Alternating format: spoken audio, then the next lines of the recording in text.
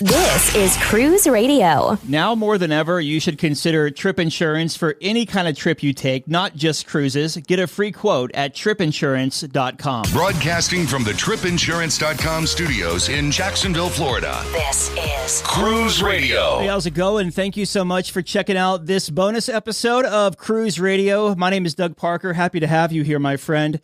A review of Carnival Luminosa this week, our very first review of the ship. John just returned after a quick 3-night sailing out of Brisbane, Australia. It's actually in a couple of weeks. So early April, it'll be doing a 21-night cruise from Brisbane to Seattle to start repositioning for the Alaska season this summer before it heads back to Australia this fall. So we'll punch John up here in just a couple of moments to talk about Carnival Luminosa. And coming up this week on the Cruise Radio Patreon, we'll be airing that 30-minute unedited interview with Carnival's brand ambassador, John Heald. Had a chance to catch up with him a couple of months ago on a ship, and it was fun to say the least. That's at patreon.com/cruise radio if you want in on that. Also, big thank you to Brian, Dell, and Lester for joining the Cruise Radio Patreon at the executive producer level. Completely overwhelmed by your support. As I mentioned, John is on the line, and he just got back from a 3-night cruise on Carnival Luminosa, and he's here to talk all about it before it comes to Seattle. John, how you doing, my friend? Yeah, I'm good, Doug. Yourself?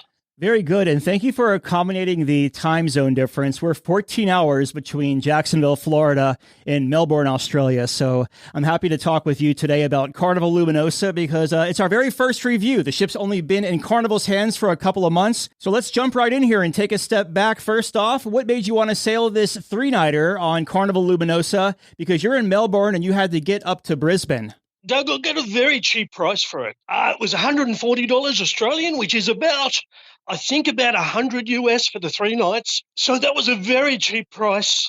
Those prices were going for this group of cruises leading up to Christmas. Up to this point since Christmas time.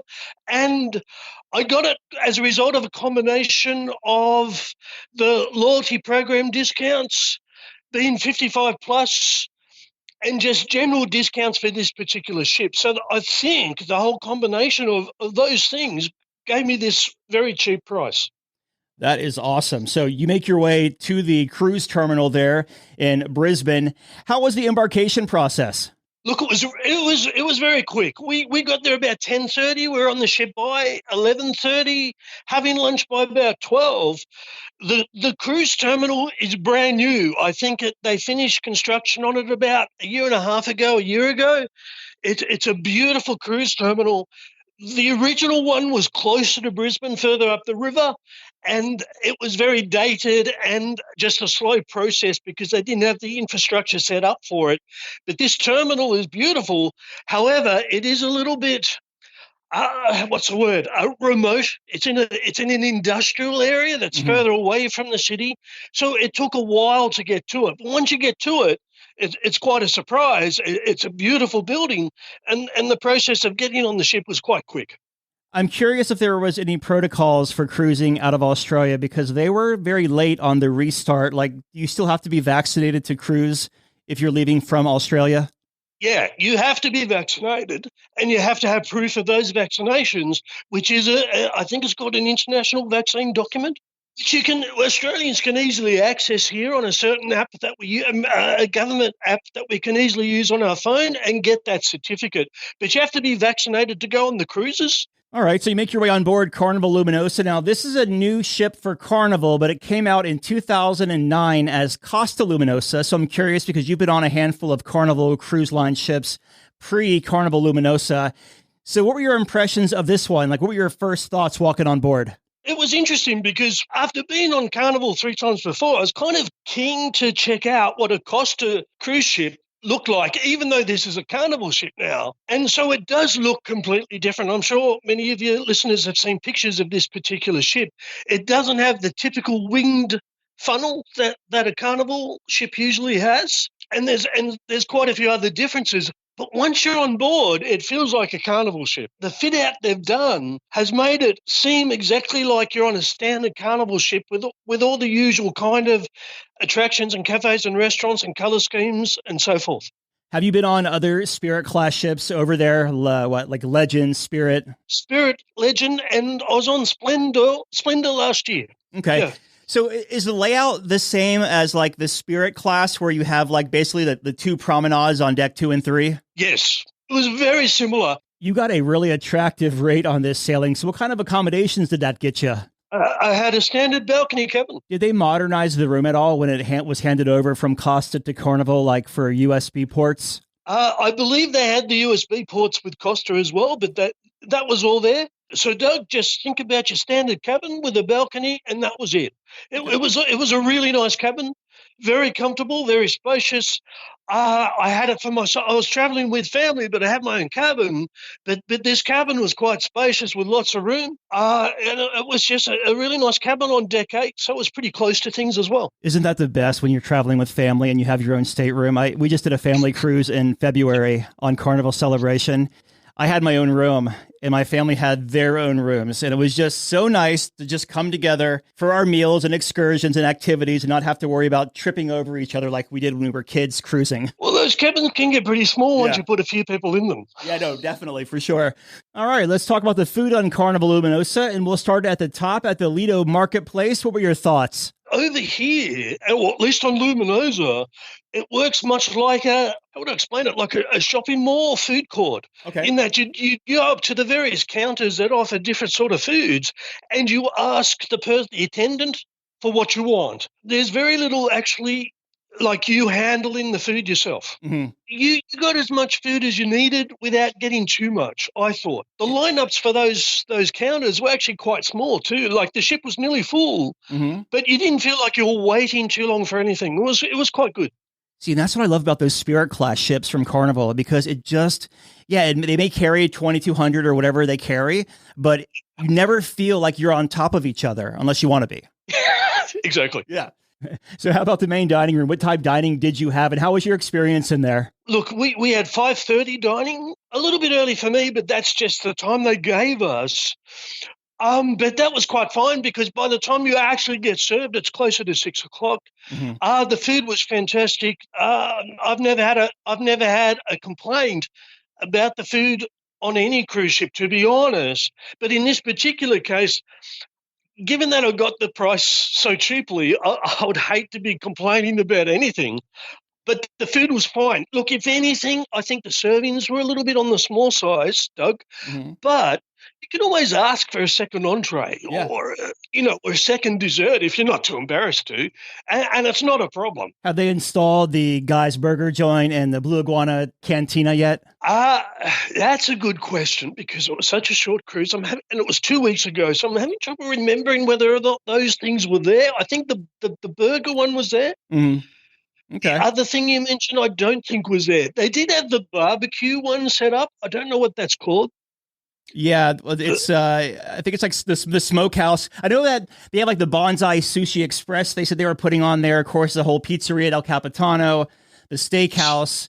The barbecue thing, instead of being a separate kind of restaurant or room, was just another counter in the marketplace, if that makes sense. Let's talk about the entertainment. What kind of entertainment is Carnival bringing on these 3-nighters on Luminosa? Well, pretty much everything, Doug. They had the full stage shows going. I saw 2 of them.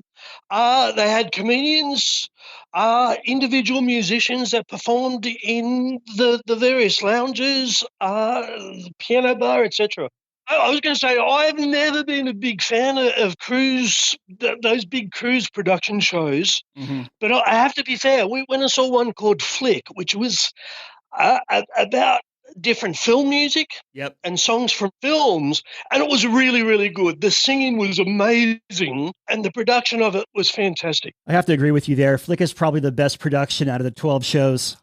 They had another show where they brought up all the different nationalities from on the ship, so all the different flags came up onto the stage from different workers on the ship. I don't know if you're familiar with this show, but they had a range of different songs for it. And they even brought up some kids from the kids club who had been practicing the song. That's cool.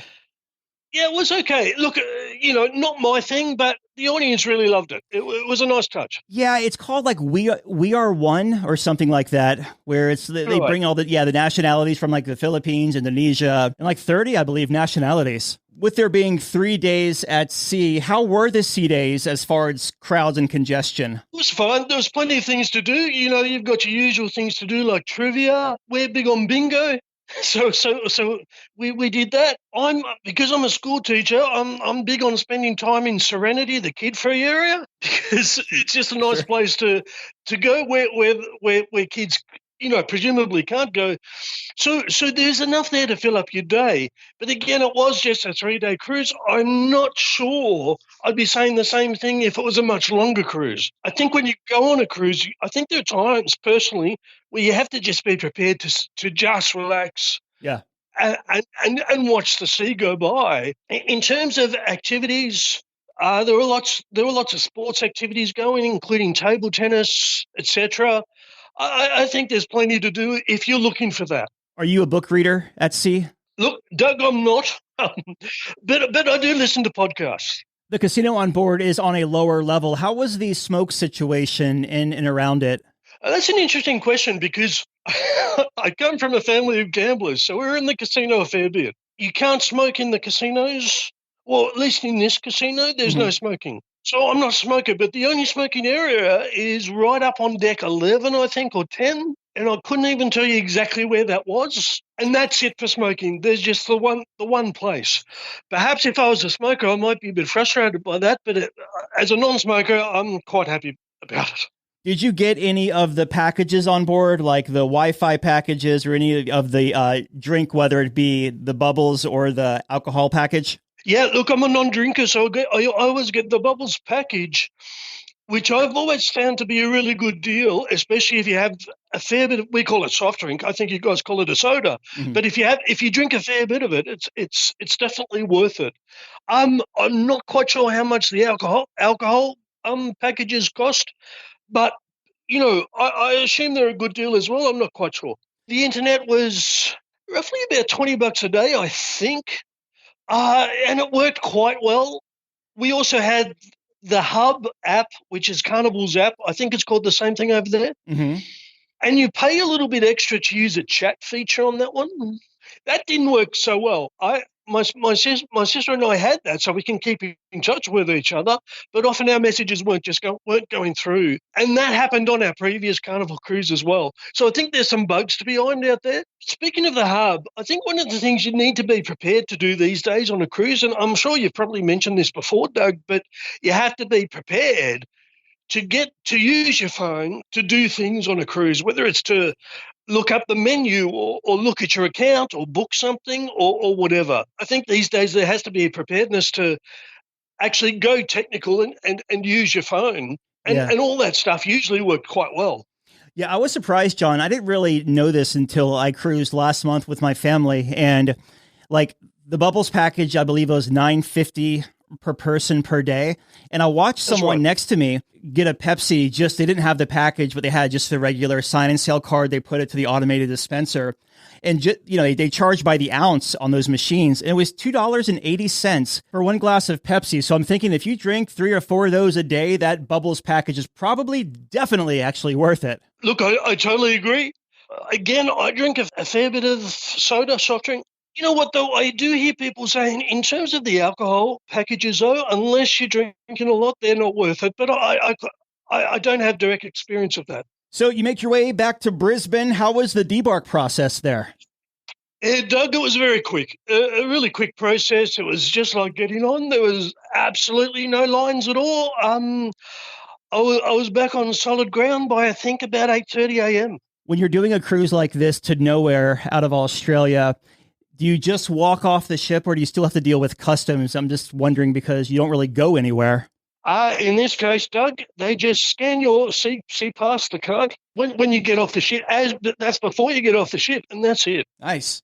It's a really simple process. In just a couple of weeks, the ship is going to start heading towards Alaska following her 21-day Trans-Pacific cruise. So any first-time tips to offer anyone either A, doing a short sailing or sailing Carnival Luminosa this summer? I think if it's a short cruise, what I've learned on this trip is to just go pack light. Just take a light bag with a few items of clothing in it. Make sure you've got something to wear to the dining room. It doesn't have to be a suit.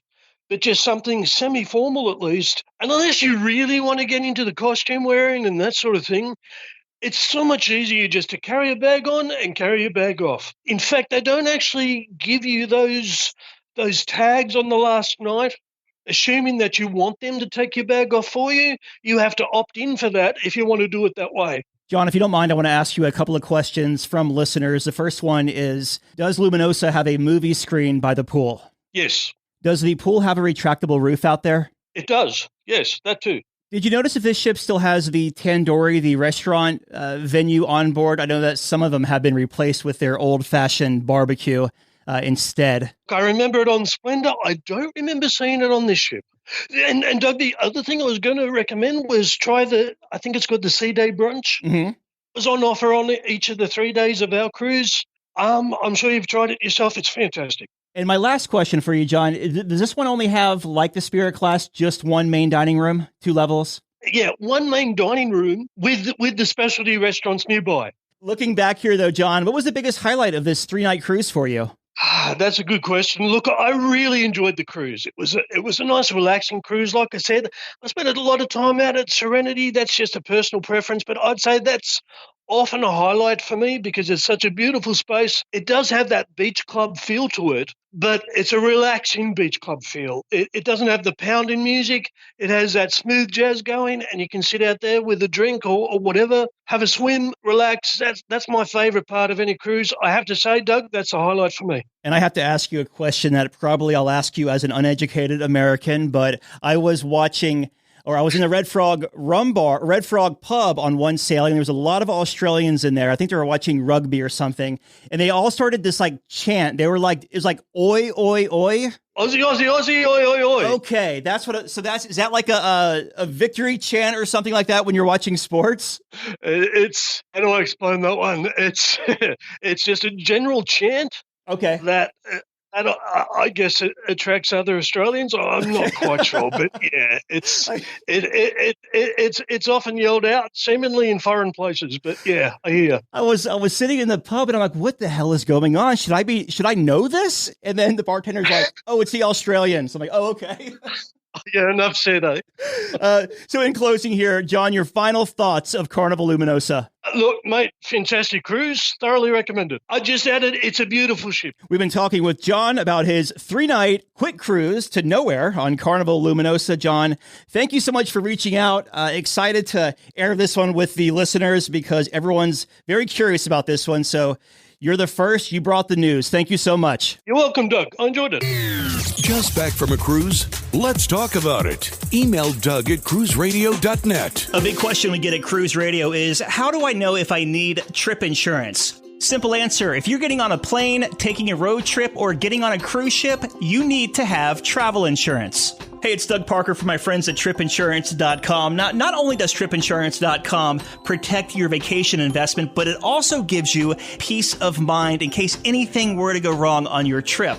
How do they do it? They offer 3 different types of trip insurance policies. Good, better, and best. One policy for every vacation budget. But it doesn't just stop there. They're up to 40% lower when you shop around on other comparison sites. Plus, tripinsurance.com offers 24-hour customer support before, during, and after your trip, online claims assistance, and travel alerts to let you know what's going on at your destination. But find out for yourself. Check out tripinsurance.com. All right, Dougie, let's see what we got for you, buddy. Cruise Radio is produced at the tripinsurance.com studios in Jacksonville, Florida. Get cruise news, ship reviews, and money-saving tips every Thursday on Cruise Radio. If you've enjoyed this episode, please subscribe to the show. If you want to help spread the word, give Cruise Radio a 5-star review. Find Cruise Radio where you listen to your favorite podcast or online at cruiseradio.net. I'm your announcer,